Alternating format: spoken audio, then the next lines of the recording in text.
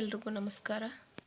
ನಾನು ಈ ವಿಡಿಯೋದಲ್ಲಿ ಈ ಅರಿ ಎಂಬ್ರಾಯ್ಡಿಂಗ್ ವರ್ಕ್ ಡಿಸೈನ್ನ ಯಾವ ಥರ ಕ್ಲಾತ್ ಮೇಲೆ ಮಾರ್ಕ್ ಮಾಡ್ಕೊಳ್ಳೋದು ಅಂತ ನಾನು ನಿಮಗೆ ಈ ವಿಡಿಯೋದಲ್ಲಿ ತೋರಿಸ್ತೀನಿ. ನೋಡಿ, ಡಿಸೈನ್ ತುಂಬ ಚೆನ್ನಾಗಿ ಬಂದಿದೆ, ಅಷ್ಟೇ ಬ್ರೈಡಲ್ ಆಗಿ ಬಂದಿದೆ. ನೋಡಿ ಎಷ್ಟು ನೀಟಾಗಿ ಬಂದಿದೆ, ಫಿನಿಶಿಂಗ್ ಮಾತ್ರ ತುಂಬ ಚೆನ್ನಾಗಿ ಬಂದಿದೆ. ಇದು ಮಾರ್ಕಿಂಗ್ ಒಂದು ವಿಡಿಯೋ ಮಾಡಿ ತೋರಿಸ್ತೀನಿ, ಮತ್ತು ನೆಕ್ಸ್ಟು ಈ ವರ್ಕ್ ಯಾವ ಥರ ಹಾಕೋದಂತ ನಾನು ಅದ್ರ ನೆಕ್ಸ್ಟ್ ವೀಡಿಯೋದಲ್ಲಿ ಅಪ್ಲೋಡ್ ಮಾಡ್ತೀನಿ. ನೋಡಿ, ತುಂಬ ಚೆನ್ನಾಗಿ ಬಂದಿದೆ. ಆ್ಯಕ್ಚುಲಿ ಮುಂಚೆನೇ ಮಾಡಬೇಕಾಯ್ತು, ಬಟ್ ಕಟಿಂಗ್ ಆದಮೇಲೆ ನೆನಪಾಯ್ತು ನನಗೆ, ಅದಕ್ಕೋಸ್ಕರ ಮಾಡ್ತಾಯಿದ್ದೀನಿ. ನೋಡಿ, ತುಂಬ ಚೆನ್ನಾಗಿ ಬಂದಿದೆ. ಕಟ್ ವರ್ಕ್ ಬೀಡ್ಸ್ನ ಬಳಸಿದ್ದೀನಿ ನಾನು ಆ್ಯಕ್ಚುಲಿ ಇದಕ್ಕೆ. ನೋಡಿ, ಲವಂಗ ಸ್ಟಿಚ್ ಹಾಕಿ ಚಮಕಿ ಮತ್ತು ಕಟ್ ವರ್ಕ್ ಬೀಡ್ಸು ಮತ್ತು 3mm beads, Jerry thread, silk thread ತುಂಬ ಚೆನ್ನಾಗಿ ಬಂದಿದೆ. ನೋಡಿ, ಇದು ಯಾವ ಥರ ಮಾರ್ಕ್ ಮಾಡೋದಂತ ನಾನು ಈ ವಿಡಿಯೋದಲ್ಲಿ ತೋರಿಸ್ತೀನಿ. ನೋಡಿ, ಈಗ ನೋಡಿ ಮಾರ್ಕ್ ಮಾಡೋದು ಯಾವ ಥರ ಅಂತ ನಾನು ನಿಮಗೆ ತೋರಿಸ್ತಾ ಇದ್ದೀನಿ. ಇದು ಔಟ್ಲೈನ್ ಆಗಿ ನಾನು ಜೆರಿ ಥ್ರೆಡ್ಡು ಮತ್ತು ಸಿಲ್ಕ್ ಥ್ರೆಡ್ ಹಾಕಿದ್ದೀನಿ. ಫಸ್ಟು ನಾನು ಔಟ್ಲೈನ್ ಹಾಕ್ಕೊಂಡು ಅಲ್ಲಿಂದನೇ ಮೆಜರ್ಮೆಂಟ್ ತಗೊತೀನಿ. ಡೈರೆಕ್ಟಾಗಿ ಮೆಜರ್ಮೆಂಟ್ ಮಾಡಿಲ್ಲ. ಆ್ಯಕ್ಚುಲಿ ಔಟ್ಲೈನಾಗಿ ಬೀಡ್ಸ್ ಏನೂ ಹಾಕಿಲ್ಲ, ಬರೀ ಥ್ರೆಡ್ ಅಷ್ಟೇ ಹಾಕಿದ್ದಾರೆ. ಆಮೇಲಿಂದ ಬೀಡ್ಸ್ ಹಾಕಿರೋದ್ರಿಂದ ನಾನೇನು ಮಾಡ್ತಿದ್ದೀನಿ, ಈಗ ಔಟ್ಲೈನಾಗಿ ನಾನು ಆಲ್ರೆಡಿ ಹಾಕಿರೋದ್ರಿಂದ ನಾನೇನು ಮಾಡ್ತೀನಿ, ಈಗ ಡೈರೆಕ್ಟಾಗಿ ಮೆಜರ್ಮೆಂಟ್ ತಗೊತಿದ್ದೀನಿ. ನೋಡಿ, ಈಗ ಲಾಸ್ಟ್ ಸಿಲ್ಕ್ ಥ್ರೆಡ್ ಹಾಕಿದ್ದೀನಲ್ಲ, ಅಲ್ಲಿಂದ ಈ ಟೇಪಲ್ಲಿ 4 ಪಾಯಿಂಟ್ ನೋಡಿ, ಅರ್ಧ ಇಂಚಿಗಿಂತ ಕಮ್ಮಿ ಒಂದು ಪಾಯಿಂಟ್ ಇರುತ್ತಲ್ಲ, ಅಲ್ಲಿಗೆ ಮಾರ್ಕ್ ಮಾಡಬೇಕು. ಅರ್ಧ ಇಂಚ್ ಅಂದರೆ ತುಂಬ ಜಾಸ್ತಿ ಆಗುತ್ತೆ. ಅದಕ್ಕೋಸ್ಕರ ನಾನೇನು ಮಾಡಿದ್ದೀನಿ, ಈ ಅರ್ಧ ಇಂಚ್ಗಿಂತ ಒಂದು ಪಾಯಿಂಟ್ ಕಡಿಮೆ ಇರುತ್ತಲ್ಲ, ಅಲ್ಲಿಗೆ ಮಾರ್ಕ್ ಮಾಡಿದ್ದೀನಿ. ನೋಡಿರಿ, ಇದು 5 ಇಂಚಿಗೆ 4 ಇಂಚ್ ಗ್ಯಾಪಲ್ಲಿ ಮಾರ್ಕ್ ಮಾಡಿ ಸ್ಕೇಲಲ್ಲಿ ಎಳೆದಿದ್ದೀನಿ.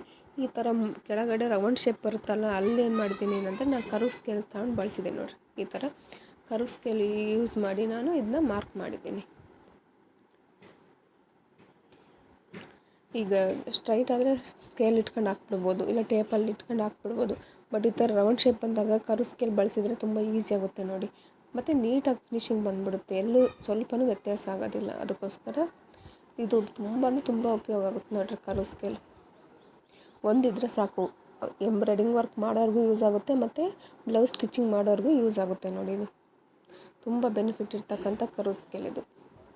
ನೋಡಿರಿ, ಎಷ್ಟು ನೀಟಾಗಿ ಬಂತು. ಒಂದು ಚೂರು ಪಾಯಿಂಟ್ ಆಫ್ ವ್ಯೂ ಅಲ್ಲಾಗಲಿ ಎಲ್ಲೆಲ್ಲೆಲ್ಲಿ ಏನೇನು ಒಂದು ವ್ಯತ್ಯಾಸ ಆಗೋದಿಲ್ಲ. ನೋಡಿ, 4 ಪಾಯಿಂಟ್ಸಿಗೆ ಒಂದೊಂದು ಹಾಕಿದ್ದೀನಿ. ನೋಡಿ,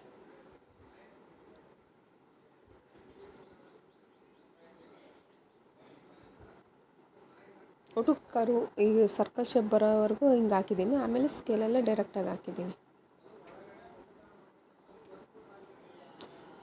ಇದು ಆ್ಯಕ್ಚುಲಿ ಇದು ಕ್ಲಾತ್ ಮಾರ್ಕರೇ. ನೋಡಿರಿ, ನಾನು ಗ್ಲಾಸ್ ಮಾರ್ಕರ್ ತಗೊಂಡಿದ್ದಿಲ್ಲ. ಏನಾದ್ರು ಸ್ವಲ್ಪ ವ್ಯತ್ಯಾಸ ಅಂದರೆ ಈಗ ಬಟ್ಟೆ ತಗೊಂಡು ಅಳಿಸಿದ್ರೂ ಹೋಗ್ಬಿಡುತ್ತೆ. ಅದಕ್ಕೋಸ್ಕರ ನಾನೇನು ಮಾಡಿದ್ದೀನಿ, ಇದು ಕ್ಲಾತ್ ಮಾರ್ಕರ್ ತಗೊಂಡಿದ್ದೀನಿ. ಅದನ್ನು ನಾನು ಚೂರು ಮುರ್ಕೊಂಡಿದ್ದೀನಿ, ಅಂದರೆ ಎಡ್ಜ್ ಬಂದರೆ ಸ್ಟ್ರೈಟಾಗಿ ಬರುತ್ತೆ ಮತ್ತು ತಿನ್ನಾಗಿ ಬರುತ್ತೆ, ದಪ್ಪ ಬರೋದಿಲ್ಲ. ಅದಕ್ಕೋಸ್ಕರ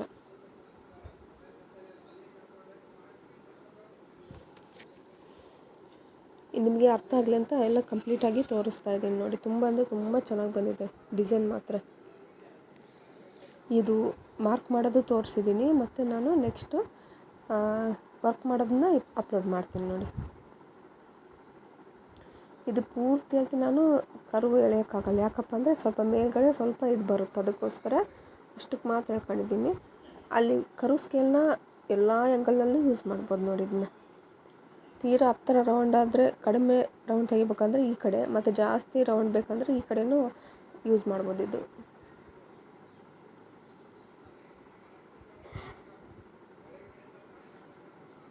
ನೋಡಿ, ಎಷ್ಟು ನೀಟಾಗಿ ಬಂದಿದೆ, ಒಂದು ಚೂರು ವ್ಯತ್ಯಾಸ ಬಂದಿಲ್ಲ.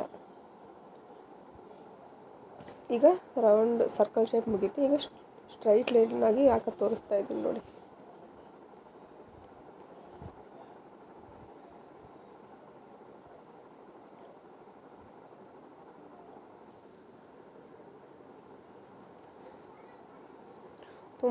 ತುಂಬ ಈಸಿಯಾಗಿ ಹಾಕ್ಬೋದು, ಅಷ್ಟೇ ನೀಟಾಗಿ ಹಾಕ್ಬೋದು. ನೋಡಿ, ಚೆನ್ನಾಗಿ ಬರುತ್ತೆ.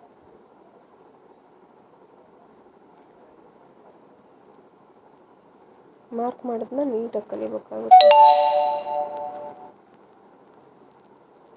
ಇದು ಸ್ಟ್ರೈಟಾಗಿ ಬರೋದ್ರಿಂದ ಇದು ಕರ್ವ್ ಸ್ಕೇಲ್ ಈಗ ಯೂಸ್ ಆಗೋದಿಲ್ಲ. ಅದಕ್ಕೆ ನಾನೇನು ಮಾಡ್ತೀನಪ್ಪ ಅಂದರೆ ಟೇಪಲ್ಲೇ ಇಲ್ಲ ಸ್ಕೇಲಲ್ಲಿ ಹಾಕ್ಬಿಡ್ತೀನಿ.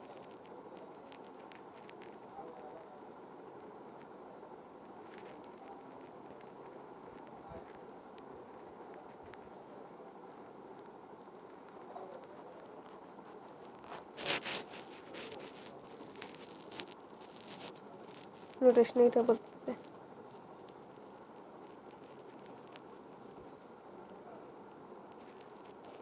ಇಲ್ಲ ಗ್ಲಾಸ್ ಮಾರ್ಕರ್ ಯೂಸ್ ಮಾಡ್ತೀವಿ ಅಂದರೆ ಶಾರ್ಪ್ ಮಾಡಿಕೊಂಡು ಇದಕ್ಕಿಂತ ಚೆನ್ನಾಗಿ ಬರುತ್ತೆ. ನನಗೆ ಮಿಸ್ಟೇಕ್ ಆದರೆ ಮತ್ತೆ ಅದು ಗ್ಲಾಸ್ ಮಾರ್ಕರ್ ರಿಮೂವ್ ಮಾಡೋದು ತುಂಬ ಕಷ್ಟ ಆಗ್ಬಿಡುತ್ತೆ ನನಗೆ. ಕೆಲವೊಂದೆಲ್ಲ ಐಟಮ್ಸ್ ಬಳಸ್ತಾರೆ. ಇನ್ನೂ ಒಂದು ಇಸ್ತ್ರಿ ಮಾಡಿದರೆ ಹೋಗೋಂಥ ಮಾರ್ಕರು ಇದೆ, ನಾನು ತಗೊಂಡಿದ್ದೀನಿ ಬಟ್ ಯೂಸ್ ಮಾಡಿಲ್ಲ ಅದನ್ನ. ಬಟ್ ಆಲ್ಮೋಸ್ಟ್ ನನಗಿದೇ ಬೆಟ್ರ್ ಅನಿಸುತ್ತೆ, ಈ ಬಟ್ಟೆ ಮಾರ್ಕರ್ ಈಸಿಯಾಗಿ ರಿಮೂವ್ ಮಾಡ್ಬೋದಲ್ಲ. ನಮಗೆ ಯಾವುದು ಈಸಿ ಅನಿಸುತ್ತೋ ಅದನ್ನ ಮಾತ್ರ ಬಳಸೋಕ್ಕಾಗುತ್ತೆ ನೋಡಿ. ಸ್ವಲ್ಪ ಕೆಲಸ ಜಾಸ್ತಿ ಅಂದರೆ ಈ ಕೆಲಸ ಮಾಡೋದಕ್ಕಿಂತ ಅದನ್ನ ತೆಗ್ದಾಕೋದೇ ಕೆಲಸ ಜಾಸ್ತಿ ಆಗುತ್ತೆ. ಅದಕ್ಕೋಸ್ಕರ ನಮಗೆ ಯಾವ್ದು ಈಸಿ, ನಮಗೆ ಯಾವ್ದು ಸಿಗುತ್ತೆ ಅದ್ರ ಮೇಲೆ ಡಿಪೆಂಡಾಗಿ ಅವರೇನೋ ಯೂಸ್ ಮಾಡ್ತಾರೆ ನಾವು ಅದನ್ನೇ ಯೂಸ್ ಮಾಡಬೇಕು ಅಂತ ಅಂದ್ಕೊಳಕ್ಕೆ ಹೋಗಬೇಡಿ. ನಮ್ಮ ಕಂಫರ್ಟ್ ಝೋನ್ ಇರಬೇಕಷ್ಟೆ. ಬಟ್ ಏನಂದರೆ ನಾನು ತಗೊಂಡ್ಬಿಡ್ತೀನಿ, ಬಟ್ ನಾನು ಯೂಸ್ ಮಾಡೋದು ಇದನ್ನೇ. ಅದೇನೋ ಅಂತಾರಲ್ಲ, ಇಲ್ದಿರೋದನ್ನೇ ಭಾಳ ಅದು ಬೇಕಂತ ಅಂದ್ಕೊಂತೀವಂತ, ಅದಕ್ಕೋಸ್ಕರ ತಗೋಬೇಕಷ್ಟೆ. ಅಷ್ಟು ಬಿಟ್ಟರೆ ನಮ್ಗೆ ಯಾವ್ದು ಈಸಿ ಆಗುತ್ತೋ ಅದನ್ನ ಮಾತ್ರ ಬಳಸ್ಬೇಕಾಗುತ್ತೆ.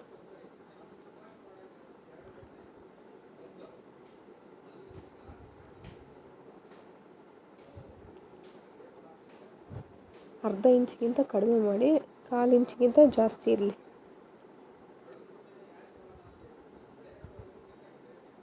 ತೀರಾ ಅರ್ಧ ಇಂಚ್ ಅಂದರೆ ಗ್ಯಾಪ್ ಜಾಸ್ತಿ ಆಗುತ್ತೆ ಅಂದರೆ ಅದ್ರ ಮಧ್ಯದಲ್ಲಿ. ಅದಕ್ಕೋಸ್ಕರ ನೀವೇನು ಮಾಡಿ, 1/4 ಇಂಚಿಗಿಂತ ಜಾಸ್ತಿ, ಅರ್ಧ ಇಂಚಿಗಿಂತ ಕಡಿಮೆ ಮಾಡಿ.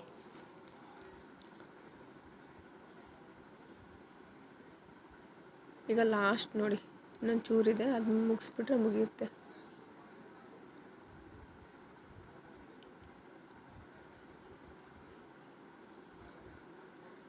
ಟೇಪು ಅಷ್ಟೇ ತುಂಬ ಯೂಸ್ಫುಲ್ ಆಗುತ್ತೆ ನೋಡಿ.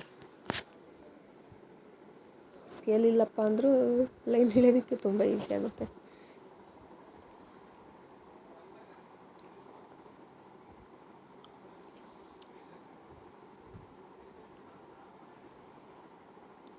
ಒಟ್ಟು ಈ ಮಾರ್ಕಿಂಗ್ ಎಷ್ಟು ನೀಟಾಗಿ ಹಾಕ್ತೀವೋ ಅಷ್ಟು ನೀಟಾಗಿ ವರ್ಕ್ ಬರುತ್ತೆ ನೋಡಿ. ಮಾರ್ಕ್ ನೀಟಾಗಿಲ್ಲಪ್ಪ, ಎದ್ವತ್ತದ್ವಾಯ್ತಂದರೆ ಮತ್ತು ವರ್ಕ್ ಮಾತ್ರ ಅದೇ ಥರನೇ ಬರುತ್ತೆ, ಫಿನಿಶಿಂಗ್ ಮಾತ್ರ ನೀಟಾಗಿರಲ್ಲ. ನಾವು ಎಷ್ಟು ಫಿನಿಶಿಂಗ್ ನೀಟ್ ಮಾಡ್ತೀವೋ ಅಷ್ಟು ವರ್ಕ್ ಆರ್ಡ್ರು ಬರುತ್ತೆ ನೋಡಿ. ತುಂಬ ಚೆನ್ನಾಗಿ ಬಂದಿದೆ ಡಿಸೈನ್ ಮಾತ್ರ. ಇದು ಫಸ್ಟ್ ಟೈಮ್ ನಾನು ಹಾಕಿರೋದಿದ್ದು. ಈಗ ಆಲ್ಮೋಸ್ಟ್ ಇತ್ತೀಚಿನ ದಿನಗಳಲ್ಲಿ ಇದು ಸ್ವಲ್ಪ ಟ್ರೆಂಡಿಂಗ್ ಇದೆ, ಕೋಲಮ್ ಡಿಸೈನು ಮತ್ತು ಈ ಡಿಸೈನು.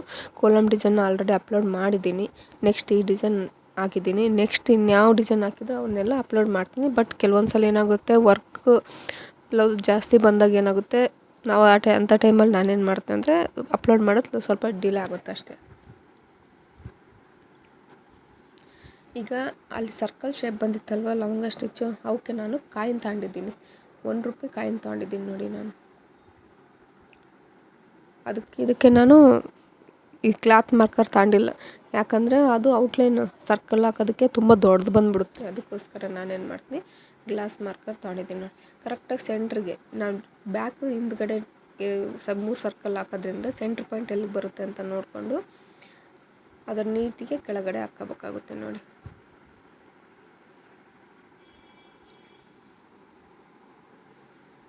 ಈ ಲೈನ್ಸ್ ಹಾಕಿದ್ವಲ್ಲ 3 ಲೈನ್ಸು ಕರೆಕ್ಟಾಗಿ ನೋಡಿ ತಗೋಬೇಕಾಗುತ್ತೆ ನೋಡಿ. ಅಂದರೆ ಆ ಕಡೆ ಈ ಕಡೆ ಮೇಲೆ ಆ ಸರ್ಕಲ್ 3 ಲೈನು ಮೇಲೆ ಒಂಚೂರು ಕೆಳಗಡೆ ಒಂಚೂರು ಬರುತ್ತೆ ನೋಡಿ. ಮಾರ್ಕ್ ಮಾಡ್ಬೇಕಾದ್ರೆ ನೋಡಿ ನೀಟಾಗಿ ಮಾಡ್ಕೊಳ್ಳಿ. ಸ್ವಲ್ಪ ವ್ಯತ್ಯಾಸ ಆಯ್ತು ಅಂದರೆ ವರ್ಕ್ ಎಲ್ಲ ವೇಸ್ಟ್ ಆಗಿಬಿಡುತ್ತೆ ನೋಡಿ, ಮತ್ತು ಇನ್ನೊಂದು ಸಲ ಮಾಡ್ಕೊಳಕ್ಕಾಗೋದಿಲ್ಲ ನೋಡಿರಿ. ಎಷ್ಟು ನೀಟಾಗಿ ಬಂದಿದೆ. ಒಂಚೂರು ಗ್ಯಾಪ್ ಕೊಟ್ಟು ಈಗ ಇನ್ನೊಂದು ಸರ್ಕಲ್ ಹಾಕ್ತಾಯಿದ್ದೀನಿ. ಇವು ಆ 3 ಲೈನ್ ಬರುತ್ತಲ್ಲ, ಆ 3 ಲೈನ್ ಮಧ್ಯದಲ್ಲೇ ಬರುತ್ತೆ ನೋಡಿ ಇದು. ಈಗ ಇವೆರಡು ಸರ್ಕಲ್ ಮಧ್ಯದಲ್ಲಿ ಈಗ ಇನ್ನೊಂದು ಸರ್ಕಲ್ ಹಾಕ್ತಿದ್ದೀನಿ. ಈ ಟ್ರಯಾಂಗಲ್ ಶೇಪ್ ಅಂತಾರಲ್ಲ ಆ ಥರ ನೋಡಿ. ಇದು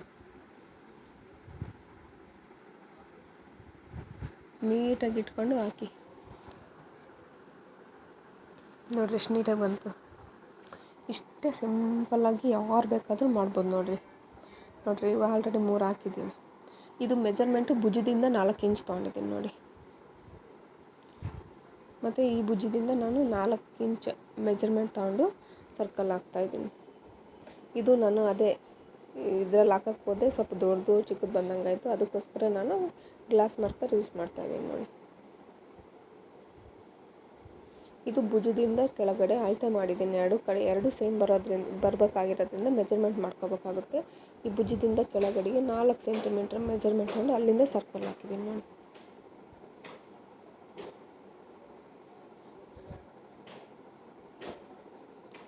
ತುಂಬ ಚೆನ್ನಾಗಿ ಬಂದಿದೆ ನೋಡಿ.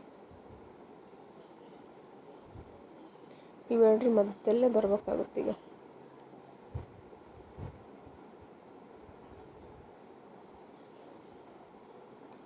ನೋಡಿ ಎಷ್ಟು ನೀಟಾಗಿ ಬರ್ತಿದೆ.